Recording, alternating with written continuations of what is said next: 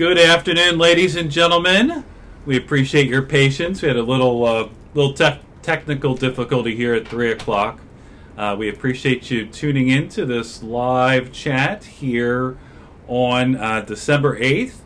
We're doing it from my office today. They're setting up the fellowship hall for tomorrow's annual team member holiday party sponsored by the residents. So if anybody has any questions, we do have 4 questions that have come in through Eleanor. If anybody has any additional questions, please feel free to call her, and she'll feed us some questions for the end of this live chat. But first, those of you that don't know, this is David Stewart, Dining Director here at Cedarfield, and David has some news to share. Yeah. So beginning on Monday, the 20th of December, we're going to reinstitute the Prima concept, at least partially. And that will be that we will go back to table linens, the pretty lamps, the nice tabletop decorations that we have, and begin to accept reservations for the Prima area, which is great news, so residents can bring their own wine.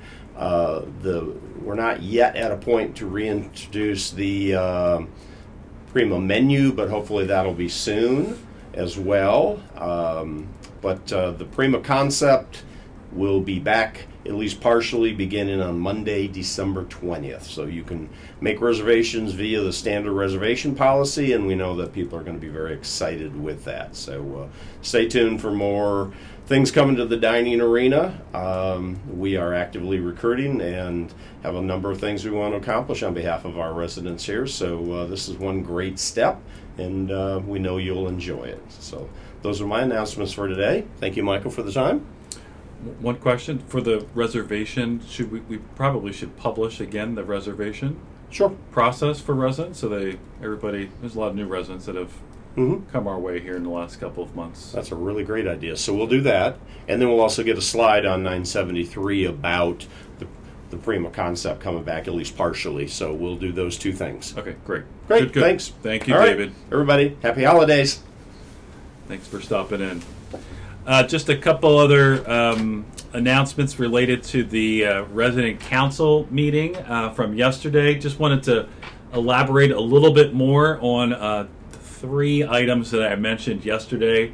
One, I was talking a little bit about the Dwing Generator, and to be a little bit more specific, we hired a company called Engineers Plus. That company has been given the go-ahead under a contract with Cedarfield to determine the capacity of our generator, our current generator, and the need for different components in Dwing.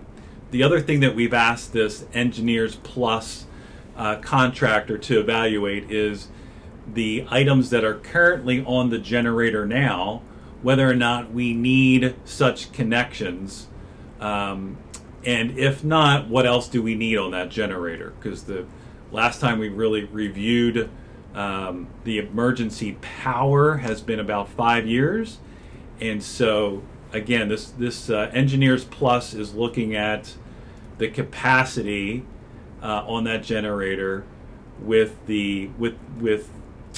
some specifics in mind of what's on the generator now, what do we really need to put on the generator, and what can come off the generator. So that they've given us a timeline to study that within the month of December and January, and hope to have a report for us in the middle part of January. So we'll share more information. But the good news is, company's hired.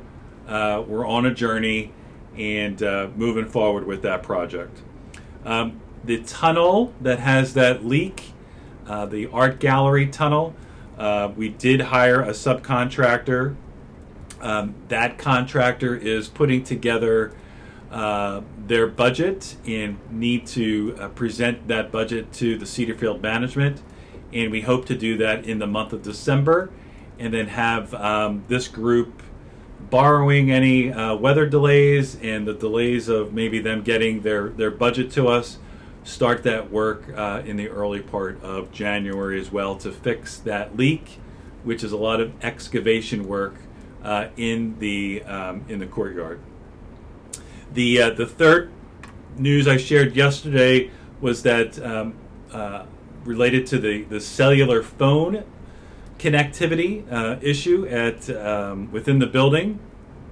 Just about an hour ago, so this is a new update, Verizon did contact us, and that engineer who performed their audit had come to the conclusion that the cellular connectivity, it's their responsible up until the outside of the building, and so contractually Verizon does not have any other responsibility. They're happy with the signal that Cedarfield receives up through the building. And so what does that mean for Cedarfield?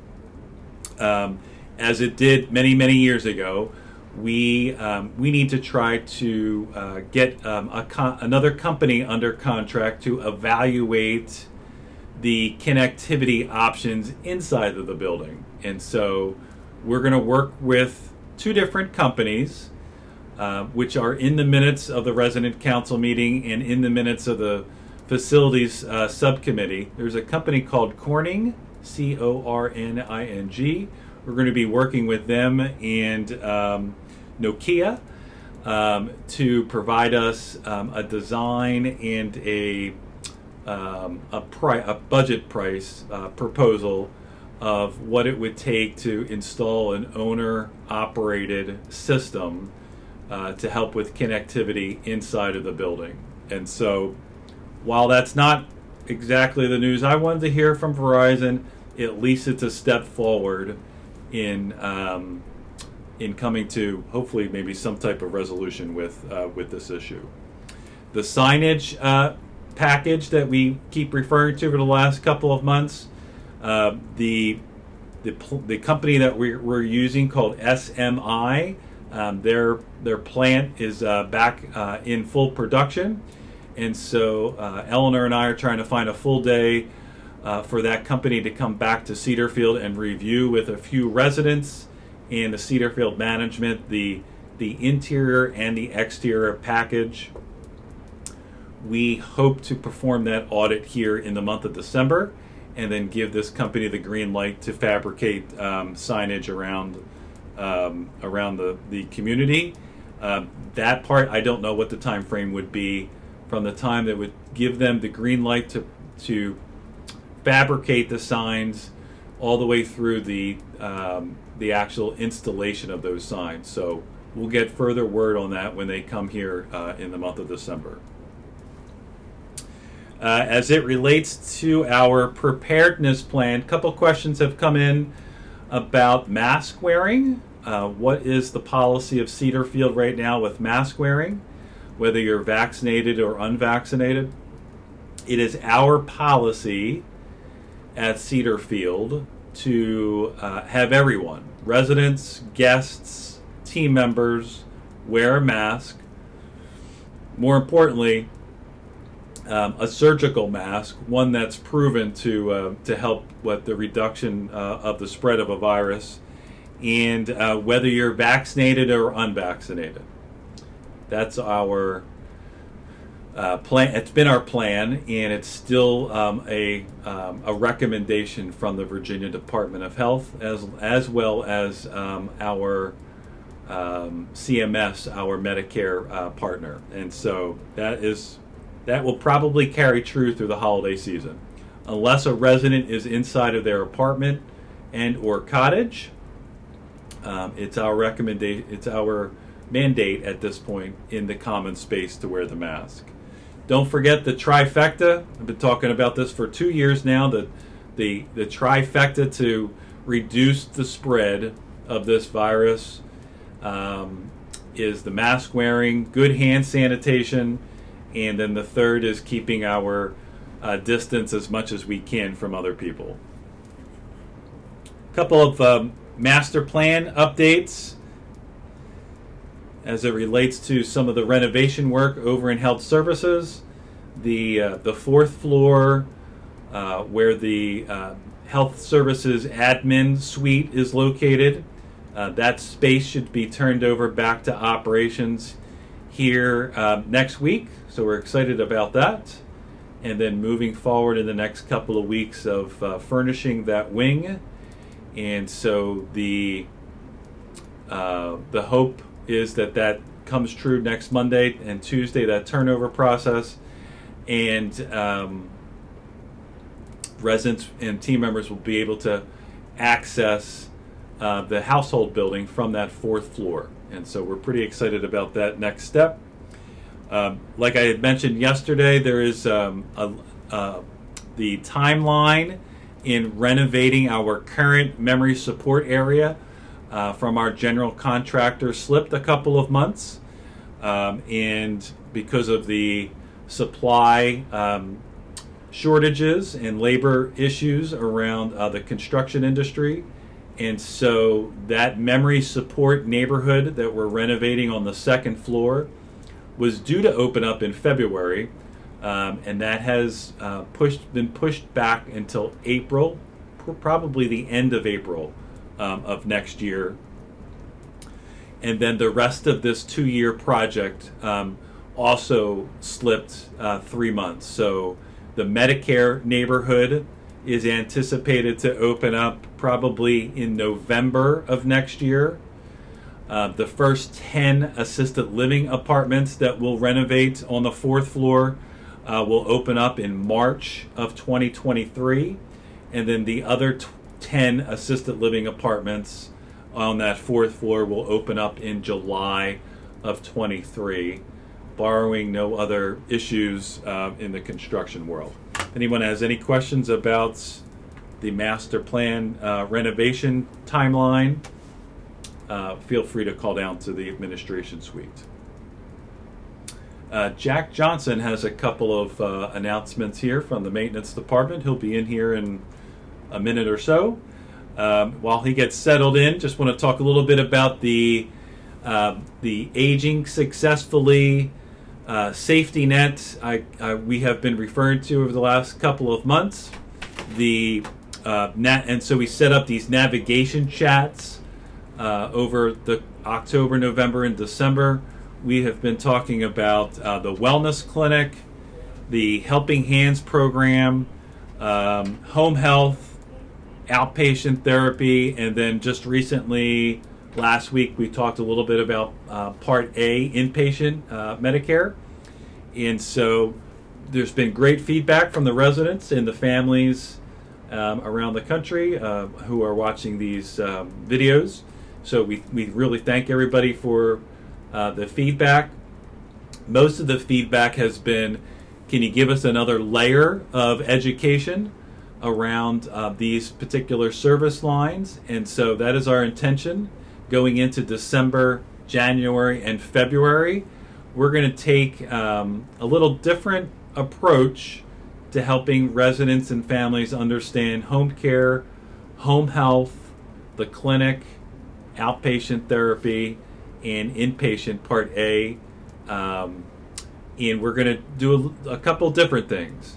One, we're going to call these communications called table talks. We're going to see, particularly around lunch and dinner time, maybe a 6-foot table in and around the hostess stand or assisted living or healthcare, and representatives from each of these service lines will be at that 6-foot table, so residents can come freely up to the table and ask questions about that particular service line. We're going to start hosting presentations in the fellowship hall, so residents can come collectively to listen to Penny about outpatient therapy, Jennifer with home health, and Hopper with the clinic, and have a free exchange of questions and talk about the services of that respective area. And so all that to say, over the next couple of months, your residents are going to have a lot of opportunity to talk with the subject matter experts in each of these areas in a variety of ways to give the resident more education and the families more education about how these pieces and parts fit into a resident's life temporarily or permanently. So, and Jack Johnson is here. Hello. How are you, sir? I'm good. Good to see you. Glad to be here. Good afternoon. We have Some- words of wisdom. I have some safety reminders in the spirit of Christmas past. Okay, in the Yes. spirit of Christmas past. Yes, just some reminders for safety. We can't have any live Christmas trees, of course, wreaths or garland in our buildings. Just make sure artificial things. Another good one is parking. If you have a lot of visitors coming or family coming to visit, keep in mind to let them know where is safe to park. They can't park in the fire lanes, of course. Just direct them to the appropriate parking lots and things. Another good one is when cooking. Around the holidays, we all like to cook, special goodies and things. To be sure and continually monitor your stoves and microwaves. It's easy to get sidetracked and leave the room and forget that something's on the stove or something may be in the microwave that could cook too long and create some smoke and fire issues. So just, use a reminder, whatever that may be, a timer. Hold on to a cooking spoon or something as you leave the room, just as a reminder, just to stay safe there. And also, when we're setting up and decorating for the holidays, you don't want to run extension cords under carpets or rugs. That creates tripping hazards. You're used to walking through those areas. You may forget that now there's a cord underneath there, and it could create a tripping hazard. So these are just some topics that we like to remind each year. Try to keep everyone safe and sound for the holidays, and looking forward to a nice Christmas and New Year. Great. Before you leave, we've had a couple of fire alarms in the last couple of weeks. Yes. I think we have had a total of 6 fire alarms in the I last believe, 3 yes, weeks. Code Reds. So just a word of caution with fire alarms. All 6 of these fire alarms over the last couple of weeks have been active alarms. You want to talk a little yes. bit about those active alarms? Active alarms. So what we mean by that is like a code red, cooking, things like this. You have the lights and the strobes going off in the hallways. When the smoke alarm goes off, the fire department comes automatically. They are notified, and they come and investigate, no matter how minor or serious it is. And they respond within a few minutes, so it's nice that we are so close to our partner fire departments and houses are here and able to respond very quickly. So where is the resident safest when these fire alarms go off? When the fire alarm goes off and it's not in your immediate area, it would be in your cottage or your apartment or room with the door shut, and it's safer to be in your space. The building is designed as such that smoke and things will be evacuated through a central evacuation system. So you would want to go and shelter in place in your apartment, unless the situation is escalated to a worse situation. Then the fire department would step in and help us to evacuate, to a safer area in the building or outside, whichever the case may be. Yeah.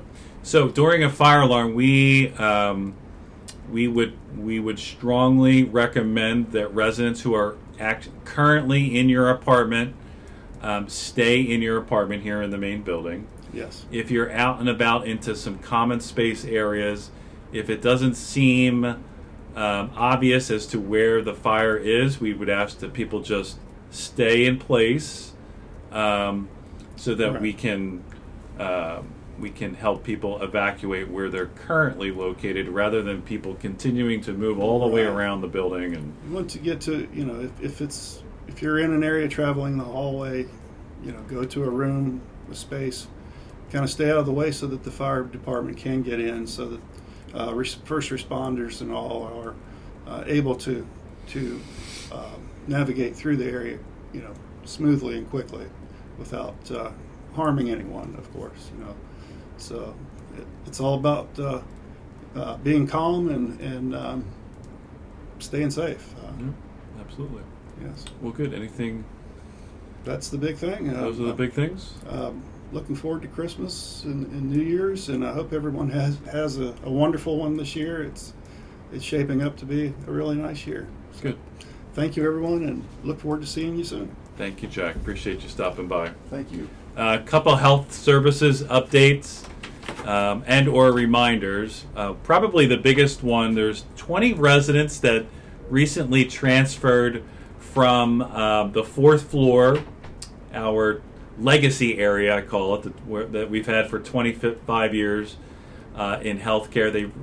Folks in Lavender Lane recently moved to the household building.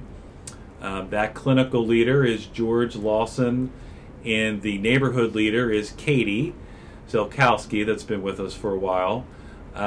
Those residents that are now on the fifth floor of the household building, it's been part of our plan. They are permanently relocating to that space. And so the 20 residents that moved a couple of weeks ago, that is their permanent home. We are excited for them. And so if you have a loved one, a resident that is in that space, you won't need to find them anywhere else on the property. The other two neighborhoods that are on that fourth floor are the two areas that we will be renovating into assisted living over the next year and a half, year and 9 months. If anybody has questions about our master plan timeline and what services are going to be offered in what space on that fourth floor, please feel free to come down to administration and or talk with any neighborhood leader or clinical leader, Matt Dameron, Tamika. We can answer any and all of your questions. Just want to thank the residents, as Mr. Ravi said yesterday at the resident council. It has just been it's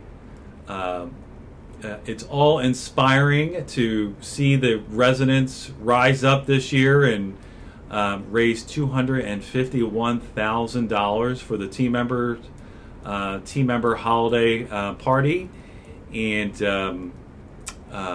that will commence tomorrow. We're very excited about it. I just want to thank the residents for stepping up this year. It's been a very difficult year for the team, as has it been for y'all. And to generously reach inside of your pocketbooks and wallets and give so generously is it's one sign of how happy you are with the team members and the services they provide over this last year. So thank you. Thank you. We appreciate it. Lifestyles and Wellness had two metrics that they wanted to share. Florence and her team, when at the end of every month they look at how much participation that residents take with the 10 domains of well-being, and use that as a barometer of what went well, what residents were very interested in different events and activities and programs. And in the month of November, November was a banner month for wellness and lifestyles, really quite honestly, since the inception of our Pathways to Wellness initiative many years ago.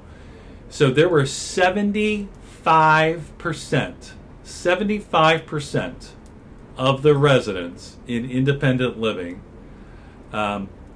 took advantage of the Pathways to Wellness, the Informer, and got involved in some way, shape, or form with the programming that Florence and the team had and residents had created for the month of November. It was just a banner month, huge month. Hats off to Florence and the team. They continue to work really hard at providing quality programming for residents to take advantage of.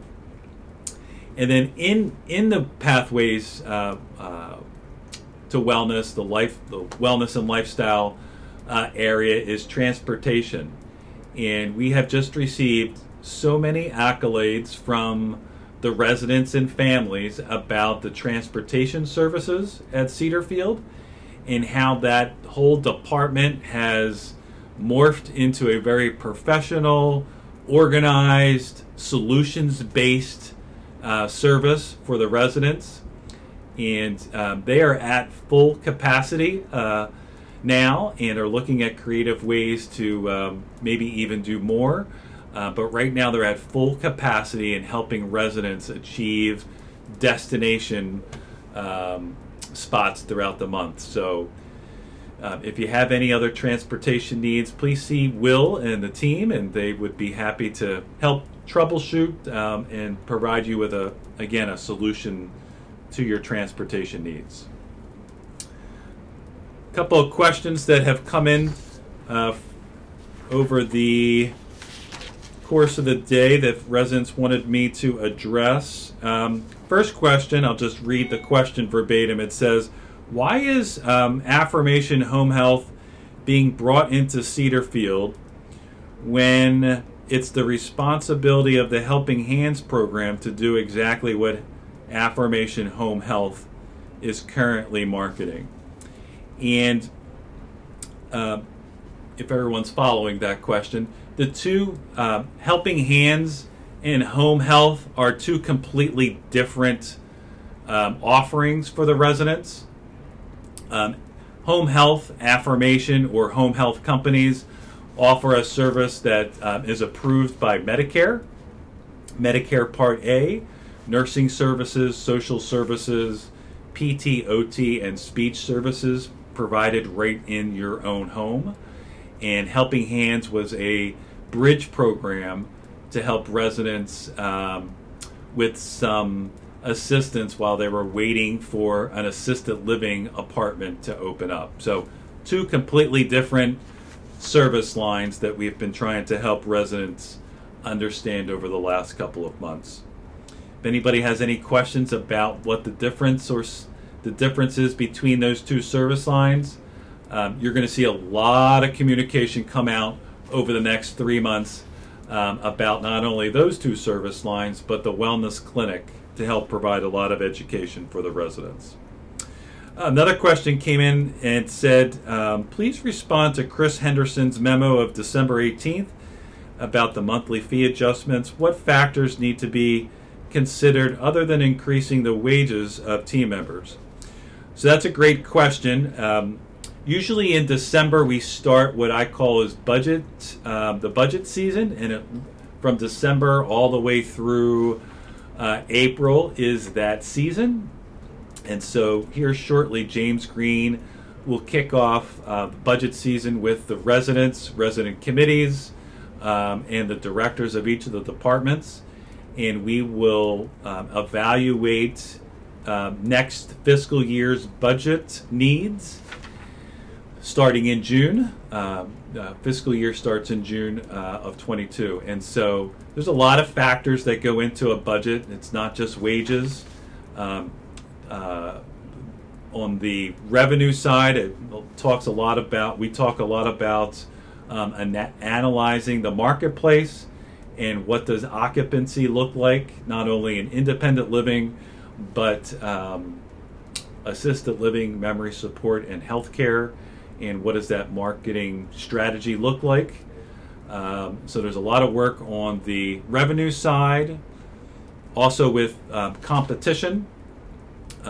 evaluating our competitors and seeing where their entrance fees and monthly service fees are, so that we continue to remain competitive with those organizations out in the city of Richmond and the counties. And so that's on the revenue side. On the expense side, there's so many other factors aside just of wages. There is benefits that we have to evaluate. Each of the departments have variable expenses. For example, in dining services, looking at the food budget, usually all of those other variable expenses come with contracts. So we look at our contracts with our vendors to make sure that we have the right prices and fair and consistent pricing. And so those are just a couple other factors that we consider. Every year it's usually a bottom-up process, and so the directors of Cedarfield meet with James Green, our business office director, and talk about what we need next year, given what we see as projections of occupancy around the community, in addition to what we need for capital outlay to keep Cedarfield looking as if it was just built in 1996. And so we have a 5-year capital plan that we go out, and so part of our budgeting process looks at what our needs are, both cosmetically and looking at the infrastructure of the building, a lot of things that people don't see that need upgrading. And so all of that we consider into what the monthly service fee would be for the residents in this coming fiscal year. So hopefully that provides a little insight for that question. Another question came in. There was a water leak apparently over the weekend. Who's the supervisor of security on the weekends, and does maintenance work on the weekends? Maintenance does work every weekend. We have a staff member that is here on an 8-hour shift Saturday and Sunday. There are also maintenance folks that are on call over the weekend, so that and they know who they are. There's a schedule. The supervisor of the security folks on the weekends, that is Jack Johnson's responsibility.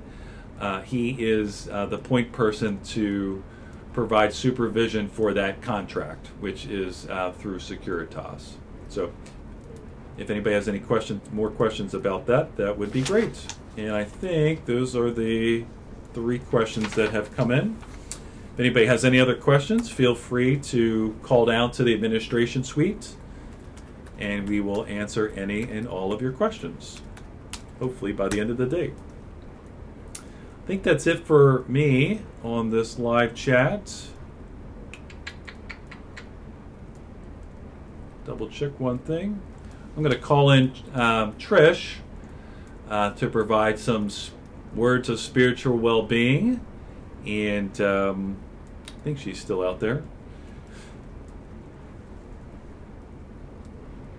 Let me go see if she's out there. There she is. Hey. There she is. The floor is yours. Have a seat. Have a seat. Okay. Michael? Yes, Trish. Ask me where I've been today. Where have you been today? I'm so glad that you asked, Michael. Today, Chaplain Annie Van Hook and I served communion in our healthcare, the 4th floor healthcare. We'll go to the household building tomorrow. And I just wanted to share one experience I had during that communion serving. There is a resident in healthcare who has a little bit of memory issues. And when I went to give her communion, it is my custom to take my time and to look the resident in the eye and say, "You are so loved." Well, this particular resident looked at me and said, "You know, that is now the only important thing," which was very profound. This particular resident processes things a little bit more slowly than maybe you or I would.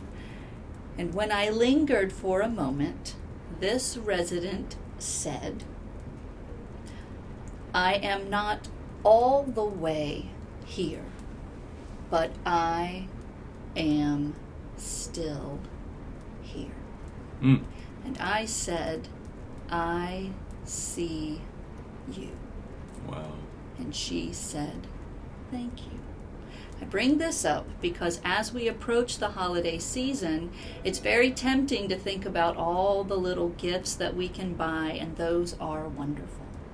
But according to this resident, who I now consider an expert, spending a little bit of time just being intentional and slow, just waiting and letting that person know that you are not in a hurry, and you will receive one of the greatest gifts. If you have a loved one whose memory is not exactly as sharp as it used to be, slow down. Spend a little time sitting next to them, and you may just receive the greatest gift you could ever hope for this holiday season. Mm. Thank you. Amen. Thank you, Trish. Thank you, everybody, for tuning in. We appreciate your gift of time as we talk a little bit about Cedarfield. And I hope you all have a great rest of your week. And if anybody has any questions, feel free to come down to the administration suite. Otherwise, we'll talk to you next Wednesday during our next live chat. Have a great rest of the day. Thank you.